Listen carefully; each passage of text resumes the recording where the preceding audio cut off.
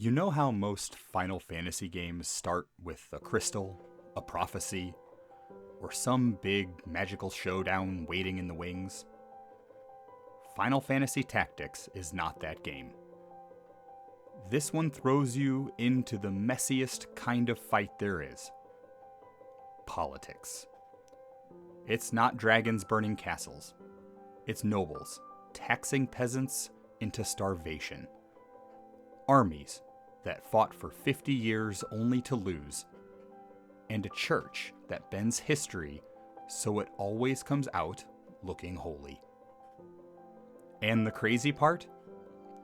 This is still the same world you saw in Final Fantasy XII.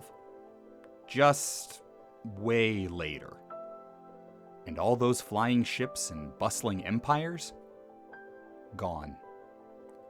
By the time of Final Fantasy Tactics, Ivalice has shrunk down to one busted-up medieval kingdom on the edge of collapse. That's where Ramza and Delita's story begins. And none of it makes sense until you understand the history behind it. So let's rewind the clock and set the stage.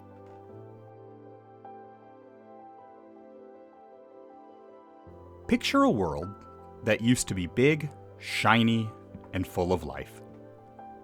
In Final Fantasy XII, you've got Moogles running airship docks, Viera living deep in forests, and humans playing power games with Magitech empires. But sometime after that, a cataclysm wrecked everything. Most of the non-human races disappeared.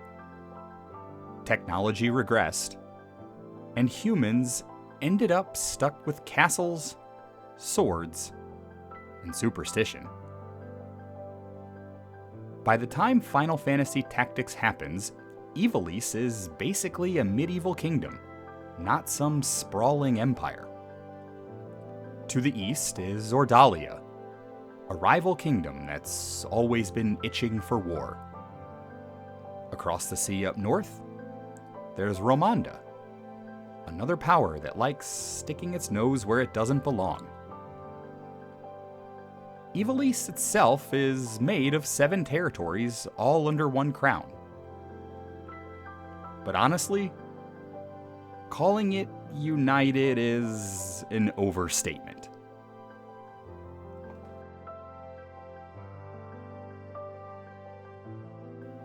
Here's where it gets ugly.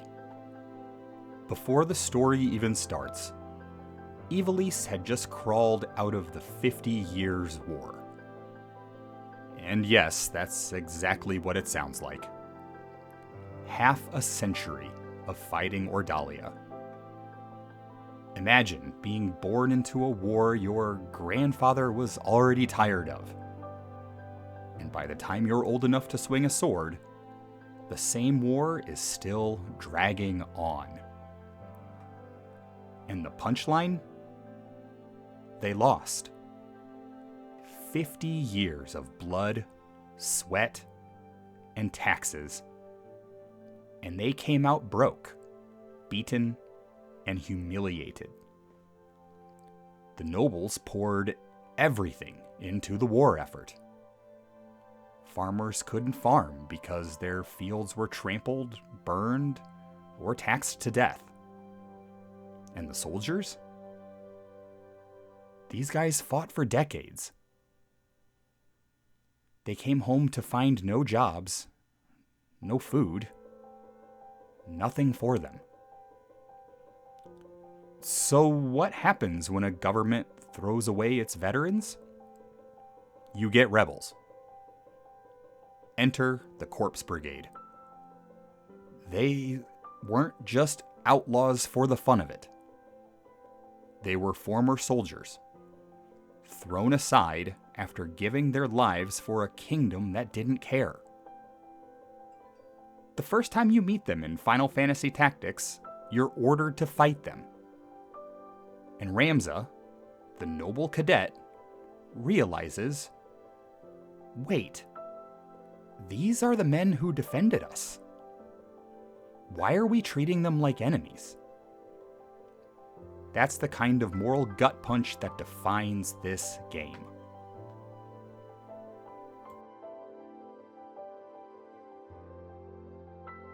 The class divide in Ivalice is brutal.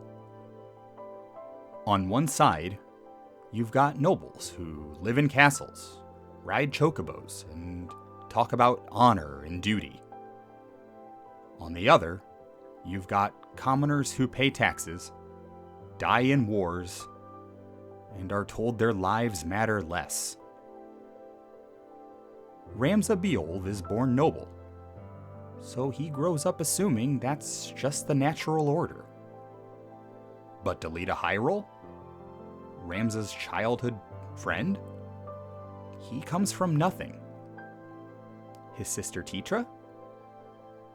She dies in an early mission because the nobles literally see her life as expendable. That single moment changes everything. Ramza realizes his family's world is rotten. And Delita realizes the only way to survive is to beat the nobles at their own game. There's a moment when you fight Miluda, the sister of rebel leader Wiegraf. On the battlefield, she yells at Ramza, "We are not chattel. We are humans, no less than you." And Ramza doesn't even know what to say because she's right. That's the story in a microcosm. People who have had enough of being treated like tools, and the people born into privilege who can't ignore that truth anymore.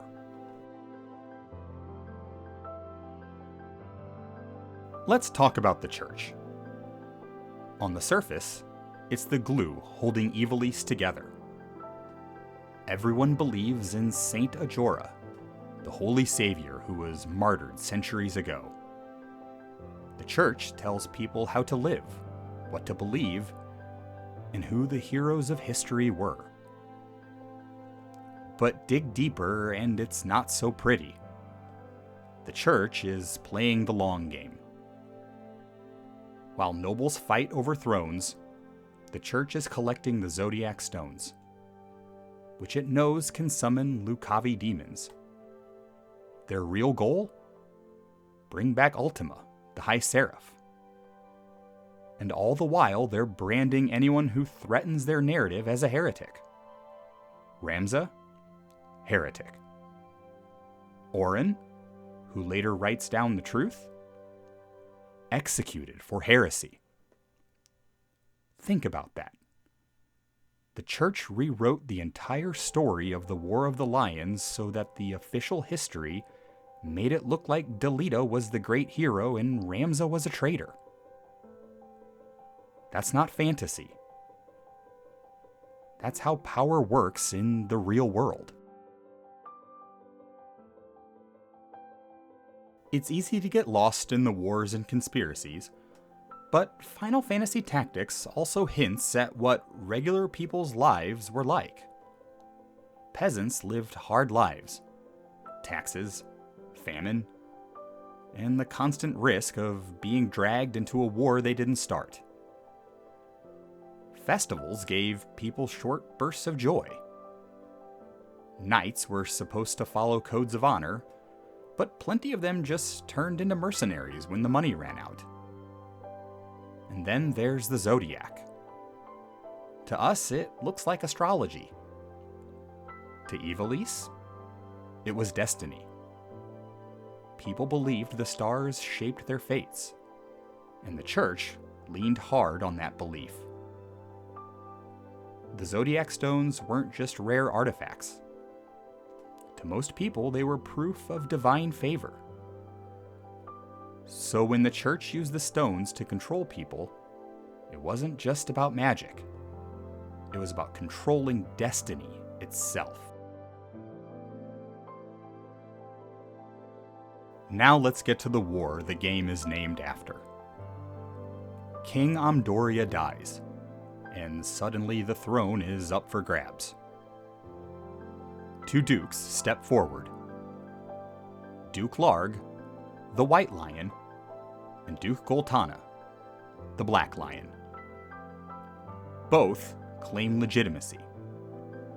Both gather armies.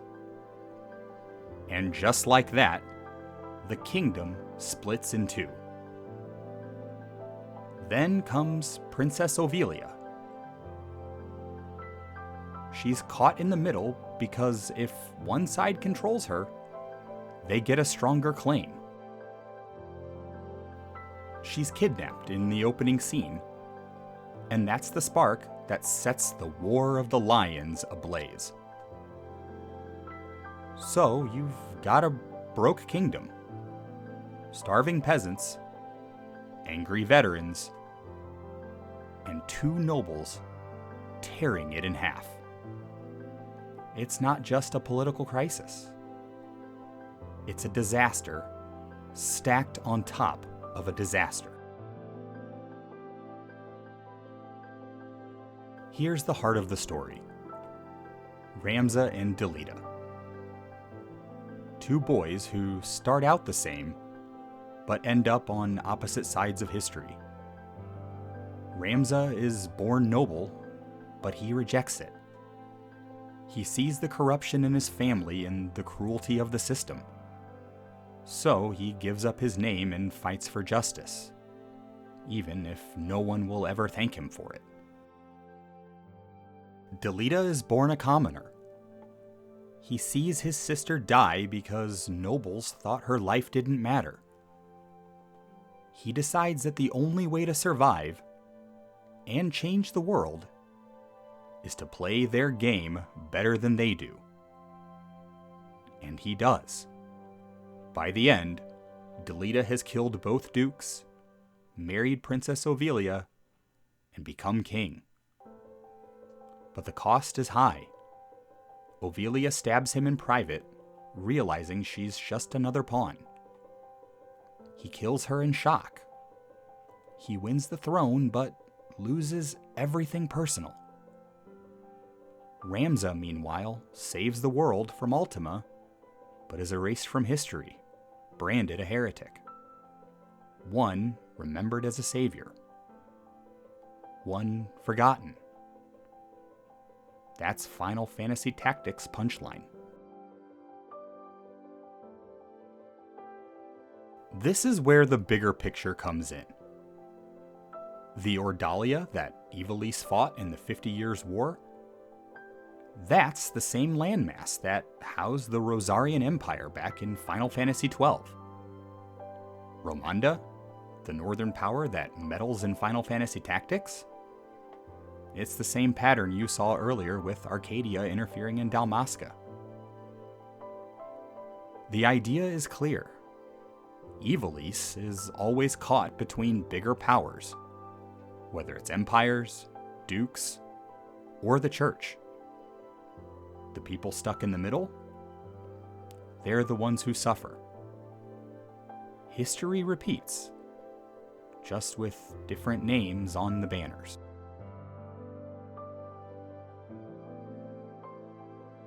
You may be asking yourself, what's the big deal? Why does any of this matter beyond just being lore? It's because Final Fantasy Tactics is one of the rare games that treats politics seriously. It doesn't just say evil empire bad and call it a day. It shows you how a war can bankrupt a nation, how class divides can break friendships, how religion can control history, and how sometimes the real heroes never get credit because their truth isn't convenient. That's why people still talk about this game decades later. It doesn't just give you a fantasy story. It gives you something that feels uncomfortably close to real history. And that's what makes it stick. Final Fantasy Tactics isn't a game about knights and monsters. It's a game about broken systems, lost wars, and two kids who tried to deal with it in completely different ways. Ramza, the noble who gave up his name for justice. Delita, the commoner who climbed to the top by outplaying everyone else. One saved the world. One ruled it. And history only remembered the one who told the better story. So, next time you boot up Final Fantasy Tactics or download the Ivalice Chronicles, don't just look at the battles. Look at the world around them. The famine, the class divide, the church pulling strings. Because that's the real fight. And it's one that makes Final Fantasy Tactics stand apart, not just in Final Fantasy, but in gaming history.